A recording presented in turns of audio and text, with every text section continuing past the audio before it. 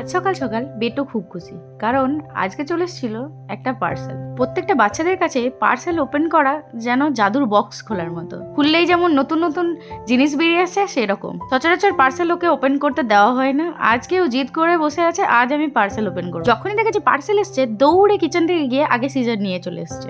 নিজে কিছুক্ষণ ট্রাই করার পর যখন পারছে না, তখন পাপাকে বলছে, পাপা হেল্প করো আমায়। তারপরে এখানে কেটে নেওয়ার পরে ফার্স্টেই ড্রেসটা খুলে ফেলেছে। ড্রেস খুলে বলছে, মাম্মা এটা কি আমার ড্রেস?